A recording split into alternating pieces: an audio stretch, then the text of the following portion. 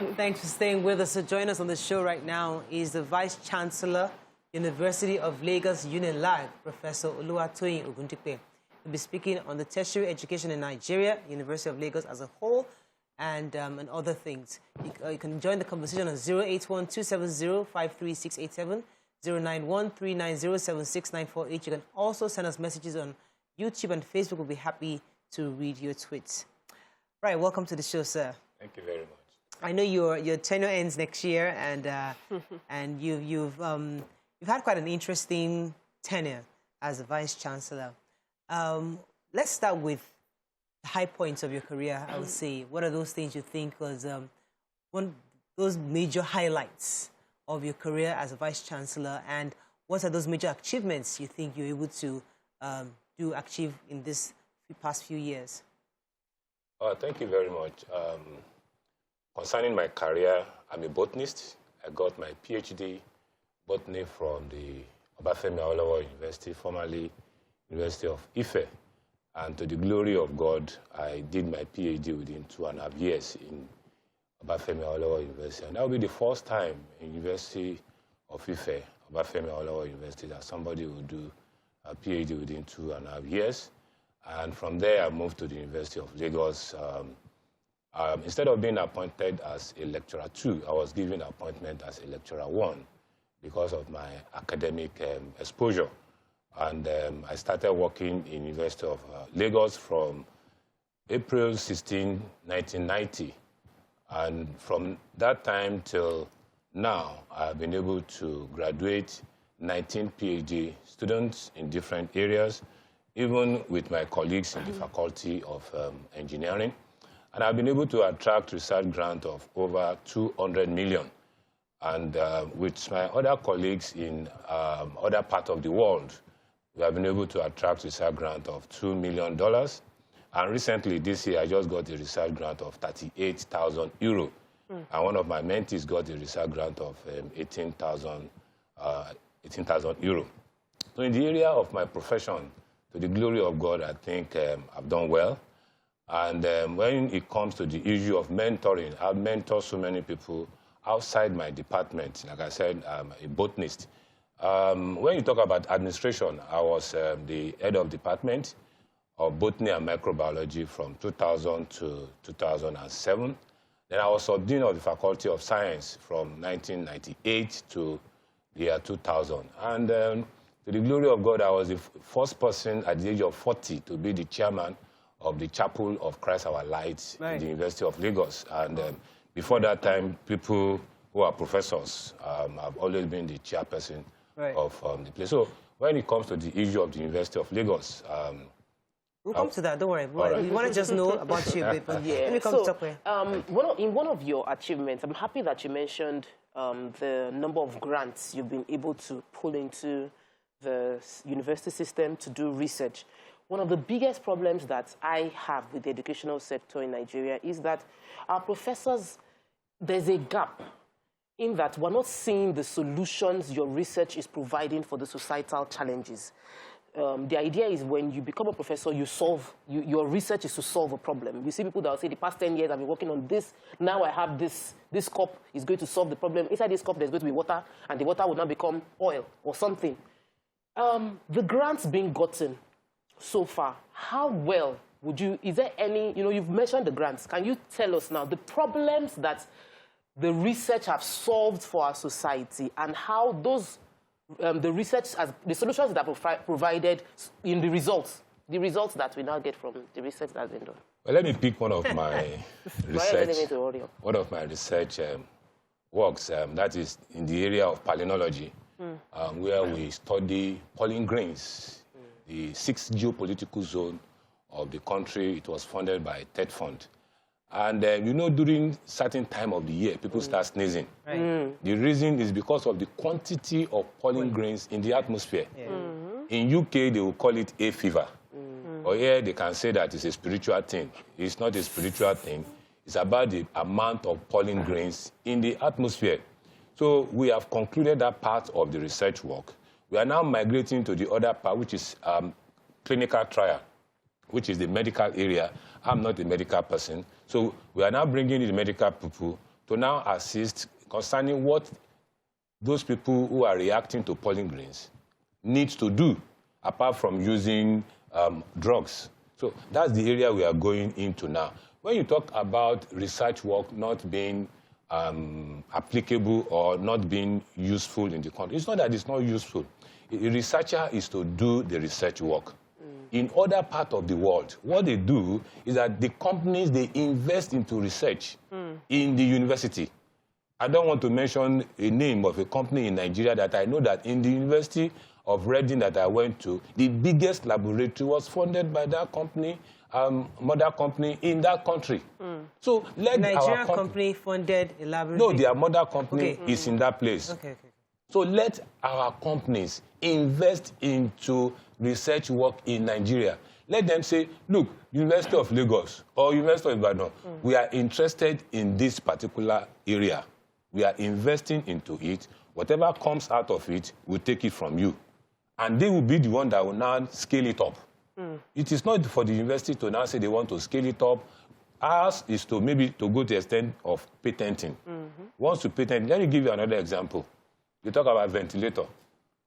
I make bold to say that in the University of Lagos, we have been able to develop ventilator now, sponsored by Lagos State Science Research and Innovation Council, which the governor of Lagos State is seriously interested in. What we are doing now is to do the clinical run.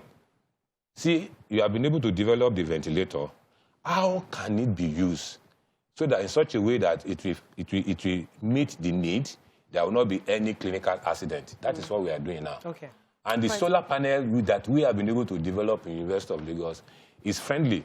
You can use it anywhere. It's solar panel driven. So the Lagos, I cannot speak much to it because Lagos State government is okay, great. Okay, Prof, I like the fact that you took us to companies investing in research. But what sort of conversations do you have with these companies?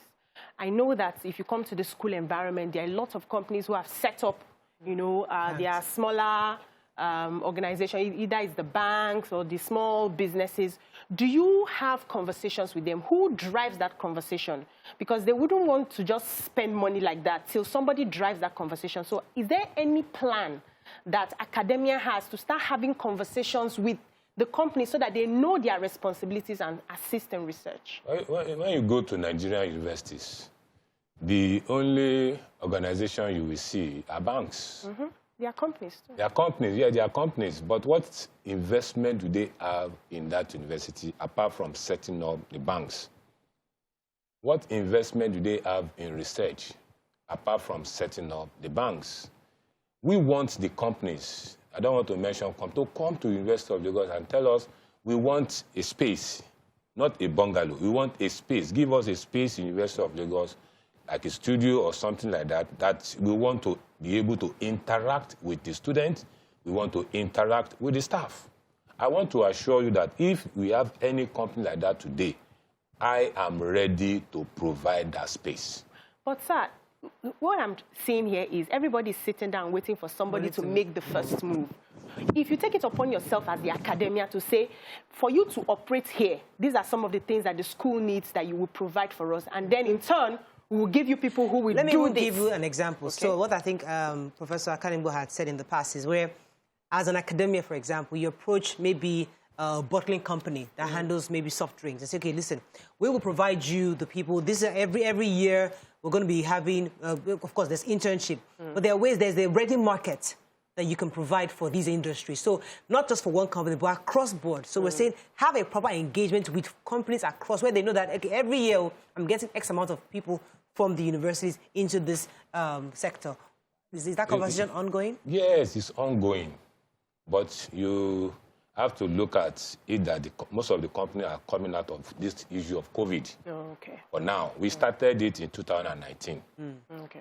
Meeting with the companies, and it was we were making progress until 2020 when this issue of COVID-19 came in. And some of them are still trying to struggle to survive. I want to assure you that 2022, we are going to make sure we follow it up this time around. Okay, I'm sure most of the companies will have come out of that problem. Okay, sir. Thank you.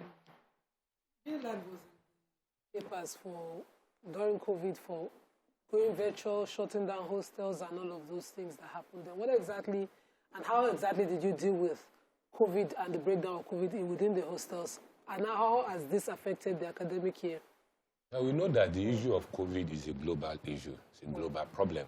What we did then was to shut down the university based on the directive from our principal, and that is the federal government. And when they directed that we should resume school, we went virtual. I always tell people one thing: what other universities can do and get away with, University of Lagos cannot attempt to do it. I'll give you one example. There was a university in this country that, because the vice chancellor found out that the non-teaching staff were on strike, and he knew that the following day they are going to shut the gate, he went to remove the gate overnight. You can't do that in University of Lagos. So many people will talk about it. So we went virtual because they were about 3 or 2 weeks to starting the exams. So we went virtual to conclude the semester, and then the year 1, year 2 students, they did their exams online. We took a step by saying that all the year 1, year 2 students, we are giving them free data. The university spent 18 million naira on to that. do that. On that, Wow. yes, because we have to pay Airtel, MTN, all the providers. That we did. But when we now said the year 3 and above should come in person for their exams. You know, the number is not as much as year 1, year 2. Then, when we started this, the second semester, we said the students should come to campus. But along the line, they did the rapid test for about 10 of them, 10 of the students. Only for the student who now went online, saying that the management is trying to cover up some of the students that tested positive. But you cannot use the rapid test to confirm an issue of COVID. You need to do the PCR. So we need to be very careful so that at the end of the day, we are not on the wrong side of the government. We now decided and said, look, let the student go home, and from there, and it was about Salah holiday, which definitely we are going to have the semester break. So they went home, and after some time, we continue our lectures virtual, Right. Then we called them back to do the exams, and that we have concluded. We are getting ready for the new session. Let me let you talk about the perception that the kind of youngsters we're churning out in universities are not employable, they're not marketable, and they can't really be engaged. And people who come with this perspective and they generalize, saying that the product of Nigerian universities cannot be employed. I'd like you to speak to that. Is it true that these youngsters cannot be employed, or is it true that we're still teaching them archaic syllabus and curriculum? Well, I would say that whatever you have in the university is a product of what you have produced from the secondary school. That's number one. Number two, these students that you are saying that they are not good, they travel out of the country to do their masters, and they are doing well. They are doing very well, very well. I know of somebody who got top class from our university, went to Canada, and did very well, and is doing his PhD now. My own son finished from the University of Lagos, went to the US for 18 months program, and within that 18 months, by the time he was to graduate, he got 2 master's degrees. So that is one side. The other side is about the companies doing what they are supposed to do. I want to say that in the past, when the student graduates from the university, you want to join a company like Cadbury. Cadbury will do their training for those students before they finally employ them. Shell will do their own training for them. Other companies will do the training for them before they now get fitted into the company. But what we have now is that we want a dress that is fitted for everybody. Like I said, the carryover of what you have in the secondary school is reflected in the university. That one is there. It is not all the students getting out of Nigerian universities that are not doing well. It is not all of them. Okay, let me go on a quick break. When we come back, we continue this conversation with our guests. Stay with us. We'll be right back. So before the break, Nima had a question. Go ahead, please. Because you made allusions to a third-class student who went abroad and made it easy. I believe that that's an issue of our curriculum or our style of educating. Most of our students that we condemn here as poor students, when they go abroad, I don't know how the system is there, they begin to excel. So what are the problems that, you know, or the styles of our education that we should change, or lecturer-student approach, or lecturer-student relationship that must be changed? Also, a student of UNILAG that I know personally wanted to get her transcript to make an admission in Canada. And she, no, in the US, sorry, she missed that admission because of the delay of some of these things and requiring connection. How easy is it to get your transcript from UNILAG? Well, let me take it from the first part of it concerning the student exposure in Nigeria. I want to be frank by saying that our environment is hostile. And our students are coming from a very hostile environment, going to a place where everything needed is available. Definitely, you know, they will excel. I'll give you an example of myself. Before I finished my PhD, I never saw an electron microscope. But I read so much about the electron microscope. My first encounter with electron microscope was when I went out for my postdoctoral and in the University of Reading and Cambridge, and I saw electron microscope. And the person taking me through was surprised that within 1 week, I was able to manipulate the electron microscope. Unlike having it for, many of them will be on it for about 3 months before they can manipulate. Within 1 week, I was able to manipulate it. So we are coming from an environment that is hostile to an environment where everything you need is available. It's there for you. The opportunities are there for you. The exposure there for you. So that's the difference that I can say that area. The issue of transcript has been a big problem in the past, but it's better now. Part of the problems that we have concerning transcript are people that want to change their date of birth. Maybe they are going to Canada. They want to go to Canada, and the date they put in the form is different from the one they used when they were in the university. You cannot change your date of birth once you are out of the university.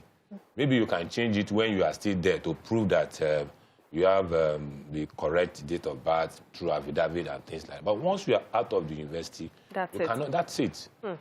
That's it. So that's the problem we have. I have a caller been holding for a while. Good morning. Are you still there? Sorry for keeping you. Hello? Hi, good morning. I'm so sorry. Go ahead, please. All right. So some quick feedback for the talk. My name is Joe Akinde. First thing, good work that you're doing with UNILAG. Even though, as far as I'm concerned, there are only 2 schools in Nigeria, the University of Ibadan and the others. But hey, good work with UNILAG. Secondly, I'd like to touch on the issue of corporate sponsorship that you mentioned, earlier. And I'd like to come at it from the angle of ownership. I got the sense from your position that much of the initiative, much of the onus is being placed on the corporate sponsor side, and they're expecting, for instance, the banks, for instance, the corporate organizations, to have the initiative to think about what will benefit them and to come and start to woo the university. I think it's the other way around. If I can tap into one academic theory that I learned called the theory of change, that says there is no human being that will ever make a change until the cost of change is less than the cost of staying the same. If the management of your school, for instance, UNILAG, or any other university, can enumerate and articulate the specific benefits that communicate to the corporate organization why investing in their university is for their own selfish interest, I can assure you that by tomorrow or by next semester, sir, you have more requests and more attention than you can handle. Thank you very much, Joe, for that, sharing that. I cannot but touch on the fact that there was an allegation of misappropriation against you some time back, and I know you've been cleared of that. But as the Vice-Chancellor, I mean, this is something you say when we come to the territory, how you have access to so much funds. How did you manage that entire experience, one? And number two, how best do we ensure that whoever becomes VC, or whoever, takes over from you eventually, there's no issue of possible allegation again in future? How do we ensure that proper checks and monies are coming are properly spent and there are not any issues going forward? Thank you very much for that question. I want to say that the university system is a unique system. University operates on committee system. I cannot approve anything. I'll give you an example. I travel to Abuja now. I cannot just raise a memo that I want a refund. And when I even get the memo from my office that they will write that to the VC, approve your trip to Abuja, I will need to now send it to a bossa, approve. Sending it to bossa does not mean bossa will approve payment immediately. Bossa will minute it to the deputy bossa, who is in charge of the budget, to know if there's fund for that. So I cannot just say approve. No, university does not operate like that. But like I said, at the right time, I will respond to... So you don't have thought all these people have to be doing committee. So you thought out, because everywhere with National Assembly, they have committee to review the committee that reviewed the committee last week. So it was from you guys, from the university operate on committee system. Yes, there's nobody there's no VC in the university that will just approve payment. That can take money without the permission of other members of the committee. It's not possible. But we've seen that, the truth is that we've seen that no corruption cannot be successfully carried out as an individual. There is a committee involved in corruption. It's always a unit. And what we've said, and because we've seen it, is that when it comes to money sharing, they don't quarrel. We don't hear you are from Nigeria, you are from Benin. No. Your village is actually in Niger. If they trace your lineage, it's always, when it's money sharing, it's easy. There is a problem that has been incessant with the university structure. Funding, ASU will come out, then SANU will come out. Then there is consistent strike action over and over again. From your opinion, where is the problem in the universities? What is the real problem? Cocoa of the matter. The real problem is that the university and the government should work together. ASU, as a union who is interested in the welfare of its people, should know that when they negotiate with the government, there's need for advocacy, for government to implement what they have agreed on. Then for the university system, let me give you another example. Do you know that between January and October, the electricity bill for University of Lagos is 1.0296 billion. Why? It means that our electricity bill on the average per day is 100 million. Per month, 100 million. So that is being paid from our IGR, from the money, the fund generated from the university, 1.0296 billion naira. But thank God that recently we got a relief from the Federal Minister of Education saying that we'll go through the Niger Delta development and power generating so that we'll be able to pay less. Instead of 56 or 54 per unit, we'll now come to maybe 35 or 40 per unit. That will reduce our bills. How about generating yourself? How about your engineers coming up with a solution to generate power within the university for university use alone? Thank you. People always talk about that. Let me take the issue of wind. The speed of the wind we have at our lagoon front cannot provide enough power that you need. Okay. The lagoon is not a river. If it is a river, you can easily dam it. So lagoon is, more or less stationary. The wind speed you get from it cannot power your energy. The one that we are looking at is the issue of the issue of solar. You see, the issue of solar is another angle. It's expensive.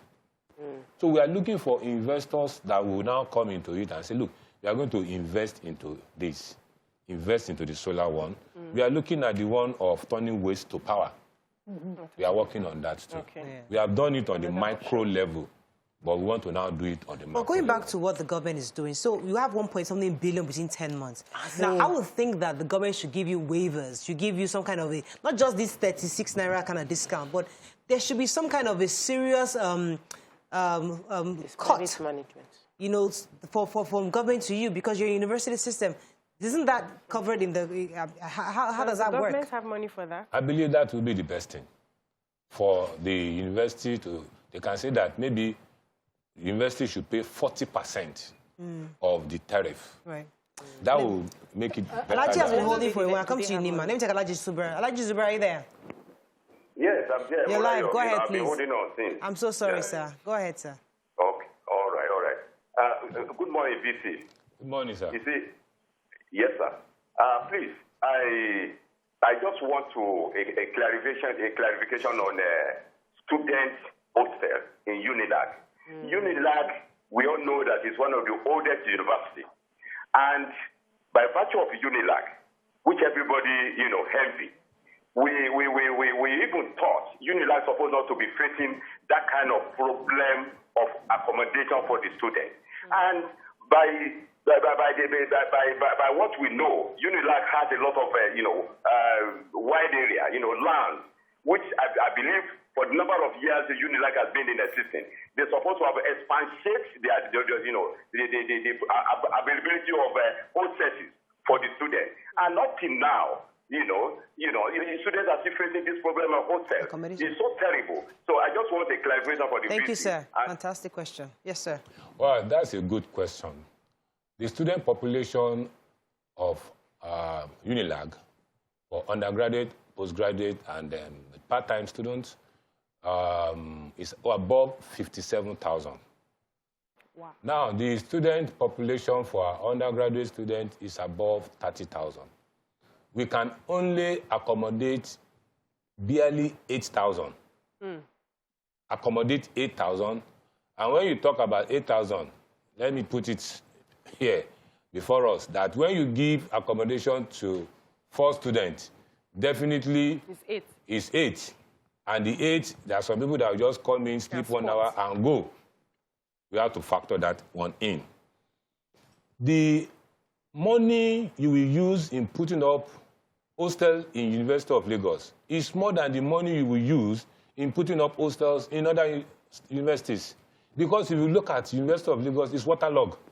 Oh. It's waterlogged. So people that want to invest, looking at our own act, the University of Lagos Act says that you can only allow somebody to handle the project or the project for 21 years. So who, after investing so much into construction of a building, and you know that within 21 years, you give it back to the school, and you will not be able to get your money back within that 21 years. Can that act be changed? That's what we are working on now, so that we can work on that act. Aside from that, in the next 1 year, in the next 6 months, let me put in the next 6 months, by the grace of God, with this council that we have, chaired by Prince Teju Osho, we have people that have shown interest now that want to invest into our hostel facility. So we are working on that. We have so many. In the past, we have done it before, that we give it to investors. They collected the paper, they went away. But this time, we have people who have shown serious interest. And I want to assure you, the next maximum 6 months, we'll come out with that and we'll be expectant. Yes, quickly. I wanted to disagree with you on the power issue. I think that UNILAG can solve that problem from student research internally. I know that some of your graduates are already doing amazingly creative. Even to add to that, Nima, sorry, Honorable Wale Raji, member House was saying that in the 70s, UNILAG used to generate electricity back then. So what happened to it? I want to believe that it can be done. Also, UNILAG pulled out of ASU in the past, and they successfully sustained their university based on their IGR. What happened to that? That's 2 questions. Well, let me tell you that UNILAG never pulled out of ASU. Not once. There was a time... I've been in University of Lagos since 1990. Maybe before I came in.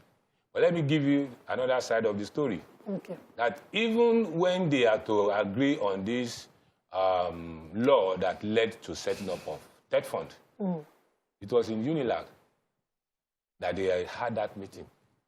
So to the best, I know that UNILAG was only suspended for about 6 months or thereabouts and they reabsorb us. So UNILAG was never... For quite a while, UNILAG did not join ASU strike. If UNILAG had never joined ASU strike, then why was it that we don't meet our academic calendar? Yes. You see, I have been in University of Lagos. During Omotola's time, they will tell you that UNILAG never joined ASU. That is not true. Okay. The only thing we do in UNILAG, I make bold to say that our ASU in UNILAG, they think globally and they act locally. Then the issue of power. UNILAG had never generated its own power. Even in the 70s? No, what they did then was to have something like something that they got from Egbe. If you go there now, you will see it like a turbine, which they use in the laboratory to see if they can generate power. It's there now. UNILAG never generated its own power. They attempted to see if they can generate power. But to scale it up, like I told you, we have done it at the micro level. To scale it up requires a lot of money. Yeah. So I'm happy that you people are looking at waste all over the world. Waste is being used now, and I pray that you hurry up in that regard. But let me take you back a little to the curriculum. How updating is this curriculum? How do you combine or you compare the curriculum with best practices outside the country so that students who come out of UNILAG are able to solve problems? What we have just set up a committee now by Senate that they want to review our curriculum. Okay. And definitely, we are bringing in not just the professional bodies, we are bringing in companies into that committee so that it will be something that will be town and gown oriented, not just book. Theory. Like you said, book. No, it's not only going to be book. We'll bring them in. And with that, I want to assure you. Because if you go look at our UNILAG Business School now, we have people from outside who are in that space. If you look at our entrepreneurship center, we have people from outside. Real entrepreneurs. Real entrepreneurs. They just finished a program now who are in it. So what this administration is doing is bringing town and gown together. Okay. So the few things you've said today, we'll be holding you up to it. I know next year is your final year, but we'll be making sure that it is done. But thank you very much for joining us this morning, Thank you, sir. Appreciate it. We'll be speaking with the Vice Chancellor of UNILAG, Professor Ogundipe. That's all we can take on the show today. We'll see you tomorrow. Bye for now.